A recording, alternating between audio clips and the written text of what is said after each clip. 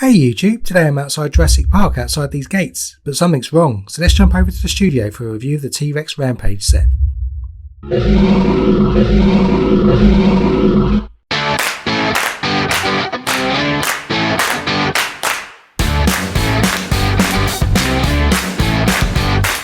Hey guys, and welcome to Brick Talk TV. Terry here, and in today's episode we're going to be taking a look at this 2019 set Jurassic Park T-Rex Rampage, set number 75936.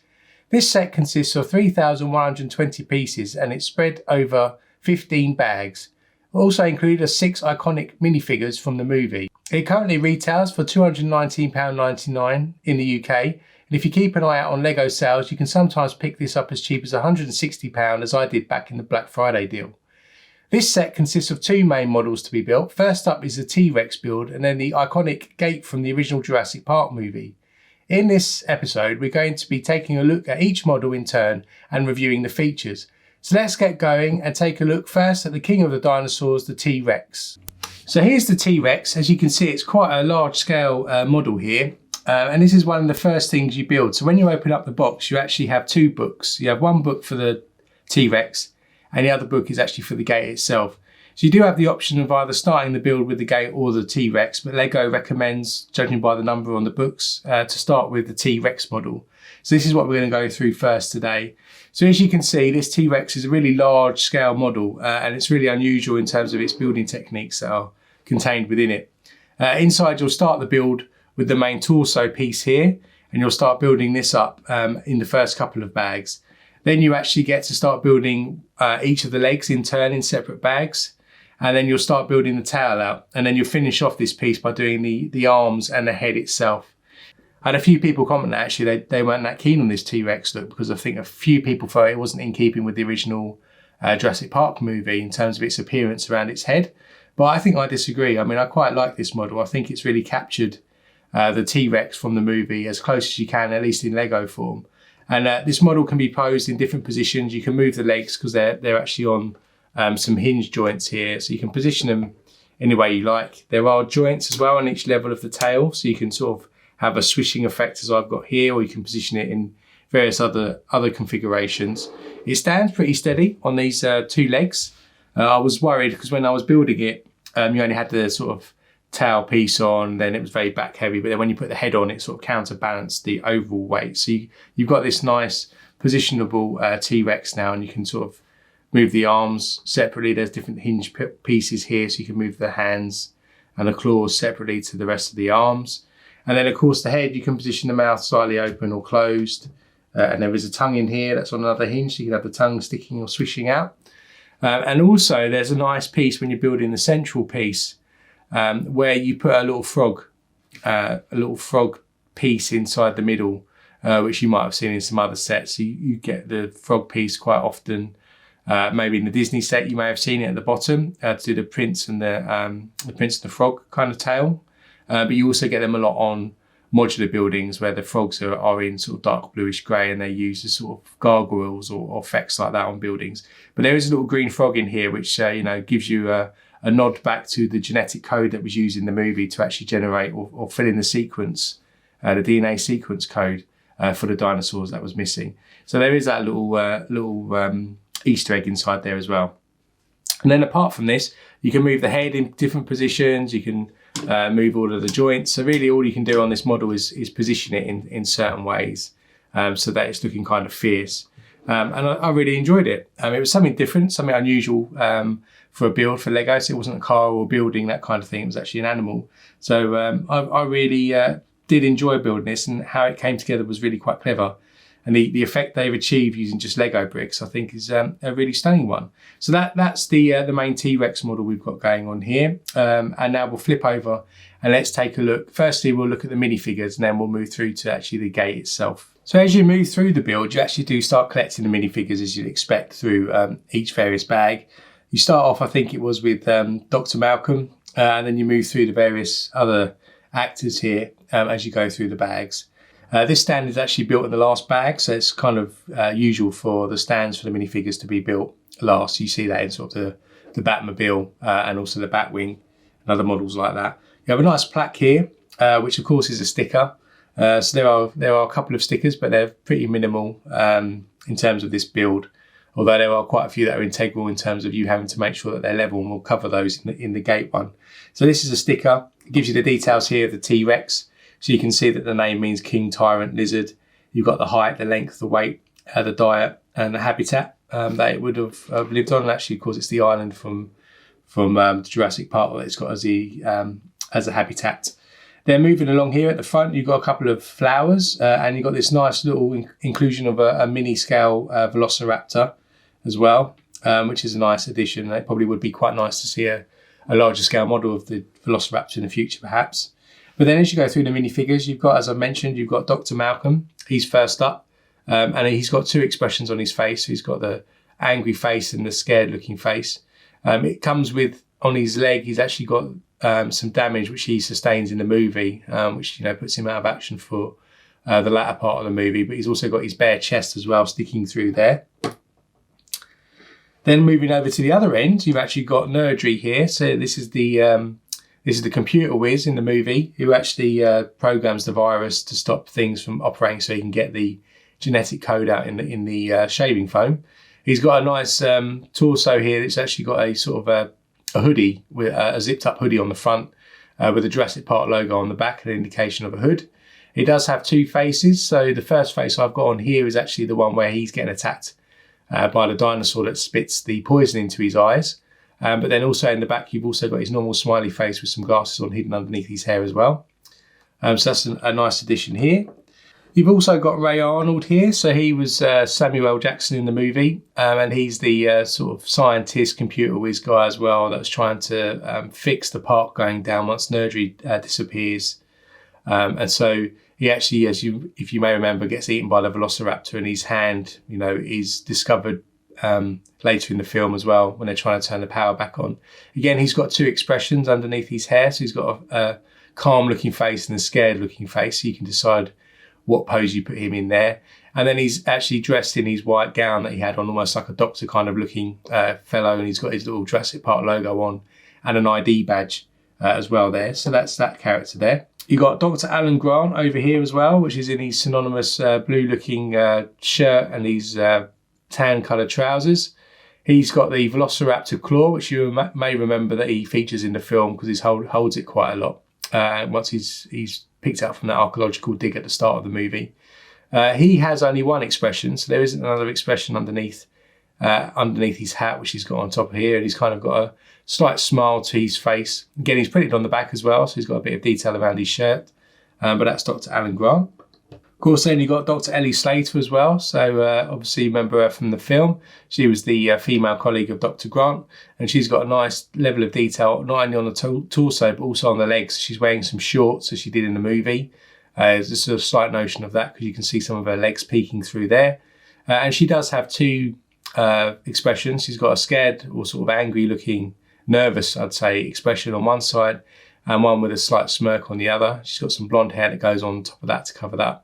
And again, she's printed on the back as well with some detail on her shirt on top. And then, of course, the final character who caused all of this mischief is John Hammond. And, of course, he's got his iconic staff or walking stick here with the notion of the amber with the mosquito in that started off the whole problem of getting the DNA for dinosaurs out there. He's got a hat, same as Dr. Grant, but he doesn't have another facial expression, same as Dr. Grant, because you would see it through the hat. So he's got a slight smile on his face. He's got a white beard, as you'd expect. He's even got the gap in his tooth at the front as well. And then he's got this white shirt, kind of a linen kind of suit going on, as he did in the movie as well. And that completes the Lego sets. And what happens then in the gate, as we'll look at it in a second, is there's some iconic scenes that each of these characters are in the movie, and those have been recreated in the back of the gate. And so these minifigures would sit then inside those particular scenes if you wanted to recreate them, or if you wanted to display them like this, you could stick them onto this stand and have this positioned in front as well. So let's flip over now and we'll take a look at what the gate looks like in detail. So here you can see the gate. So you can see this is a really large scale as well, in keeping with the sort of height of the dinosaur. And I'll bring it all together in a second and you can see how each of the size compares. There is a mechanism in the back, and the gates can open and close, so automatically you can roll them open like this. So, you know, depicting the scene when it says "Welcome to Jurassic Park" and the car runs through here. You obviously start the build of this gate at the bottom and you work your way up, and you do each side step by step as it moves up. And so in the back in a minute I'll show you there's scenes in each side of the gate that you build as well, so they're quite interesting. But yeah, you start with this lower level here. And you can see that using some tiles quite cleverly, they've built in the tread for the Jeeps that would go through. Obviously with the automatic rails that you've got in the middle as well, where the cars used to run along, driverless cars. And I suppose the next step really for this model is to build a Jeep mock or something that helps you put this in front as well to give you the real illusion that these Jeeps are going on. I've seen a few online actually that look pretty good. If you've done a mock for a Jeep yourself for Jurassic Park, do stick a link in the comments below, because I'd be interested to check that out and also maybe build that, maybe do a review of it so I can stick it in this as well. So let's shut the gates. So then on the front then, before we go around the back, you can see there's lots of foliage, and you put the foliage on at the end of the build as well. So there's lots of plant pieces to stick on, and you can kind of customize this if you like, or you can follow the instructions. You got the torches going on here, so you got to put all these little flame pieces together, which you may remember there was lots of flames at the start of on the front of the gate. And then of course here's the big stickers that you need to kind of get as straight as you can. I think I messed up a little bit. I think the Jurassic bit was quite straight. I've done okay there, but this park is actually 2 stickers, and so it is a little tricky to make sure that these 2 are level. It's a shame they didn't actually do it as 1 sticker, but there are 2 separate pieces here that are stuck. So that's why they're separated there. But I think I did an okay job. But I'm sure some of you out there have done better than I've managed to do. They also have done an interesting technique to get this sort of slope either side. And these panels here, as you can see, they're on some hinges and they just sort of rest in position. You can jiggle them around to make them line up and form this kind of curve. But each level you can reposition and reclip in. They just hang there in that formation to give this sort of curved look either side as well, which is quite an interesting approach to housing this unusual shape. So let's flip round the back now, and then we'll take a look at some of the scenes that you can see in the back. So around the back is really where all the action happens, and this is very similar to the Hogwarts set that you might have had, the big Hogwarts set that you might have purchased previously, because what it does here is it depicts all the different scenes from the movie, the iconic ones, similar as Hogwarts did, or maybe Diagon Alley has done if you've recently purchased that. And so you start the build down the bottom here, and on this side you've got the first part of the build is actually building the bunker where Dr. Malcolm ends up going with his injured leg, and John Hammond is there helping him nurse his leg back together, and also looking for the plans to help Ellie Slater figure out how to turn the power back on in the park. So this area here is all about the bunker, and inside there you've got a little sort of bed or place for Dr. Malcolm to rest, and then in the background you've got a notion of supplies, gates. You've got some shelving there as well with some packets of food or some supplies in the back there as well. So that's where you start your build off there. There is also a little cupboard on the side which you can open up, and there's some guns inside as well, some weapons as well. So that's where you start, and you get your first figure there with Dr. Malcolm in that part. Then this scene over here is the next one you build, and this is probably the most iconic one for me, because this is replicating the utility unit where Ellie Slater goes to turn the power back on. You may remember that she has to turn all the sort of power diffusers up and press the buttons to turn each of the perimeter fences on and the enclosure electric fences on. And so in here you've got this metal floor which is made up of lots of metallic coloured grill pieces. You've also got at the back the notion of that fuse box that Ellie had to turn on. There's different red and green lights, so you can see where she's got to in terms of pressing her buttons. And you've actually got a clip here with an arm and a hand on, which is actually depicting Ray Arnold's arm, which falls through on top of Ellie's shoulder when she falls back when the Velociraptor is trying to attack her. So they've even included the arm there, which is a bit of a gruesome note, but they've got that there, which is a good little nod to the actual movie itself. And then the other details of the sort of power units going on there as well. So that's a good one. You get Dr. Ellie, so you get Ellie Slater in that part of the build as well. Then also part of bag 1, you do start to build up some of this section here, but you don't build it completely into a later bag. But this scene here is where John Hammond is positioned, which is, if you remember in the film, he was eating ice cream, feeling sorry for himself in the visitor centre. And here you can see that there's a seat with a table with bowls of ice cream. And then in the background, there's some pictures of some dinosaurs, which is obviously the same as the film. So you start building that, finish that build off in bag 3 or so, get John Hammond. And then over here is a computer room. So if you remember, a bit chunk of the film is about the computers and making sure that the island and all the systems are offline or online. And so here you've got lots of computer systems, lots of stickers to stick on here that are specific computer screens for the park, with a little seat on as well. And this is where you put Ray Arnold to start with. So he's in here trying to save the park and get it back online. And you should remember that from the film. So that's that section. Then moving on through the build, you build over here the scene where Dennis Nedry is stuck on his Jeep and he ends up getting attacked by the dinosaur, where all the water's running down and the mud is flowing down because of all the torrential rain. And here's a little scene where you've got the shaving foam actually underneath the mud as well. So you build that into this set, and you've got a place where you can position Dennis Nedry on this after he's been attacked. So that scene then builds out as the waterfall of the mud. And then this scene over here is actually the toilet scene. So if you remember the lawyer, who's actually not included as a minifig in this set, but he gets eaten by the T-Rex when the Jeep gets ambushed by the T-Rex and he escapes from his enclosure. The lawyer runs into a spare toilet, porta cabin kind of toilet. And then the dinosaur ends up, eating him while he's sat on the toilet. So they've got a nod to that there as well. And then to finish off some of the scenes at the top here, this is the mechanism in the middle here, these 3 wheels where you rotate them to open and close the gates. But actually you've got a little notion here of dinosaur eggs. So here's a little dinosaur nest with some eggs on top. And you may remember that from the scene where the kids find the kids with Dr. Grant find the eggshells for Triceratopses, I think it is in the movie. And so they've depicted that here as well with a couple of eggshell pieces and then there's notion of a nest there. And so that's kind of all of the backgrounds, all the little scenes from the movie that are enclosed in the game. I think they've done a really good job to pack a suitable level of detail considering the space that they've got available in this gate, and to give nods back to the iconic scenes. I think for me, they've pretty much captured all of the scenes that I would expect them to capture. Of course, there are some others you could throw in here, such as the Triceratops when they try and fix the ill Triceratops. You've also got the electric gate when the kids fall off of it and all that sort of stuff, and Robert Muldoon when he gets ambushed by the Velociraptors. But I think those are less iconic, and these ones that they've actually pictured are the ones you probably see time and again on excerpts on movie reviews. And when you think of the movie, I certainly think of this utility room as one of the iconic scenes, and probably the toilet as the second iconic scene.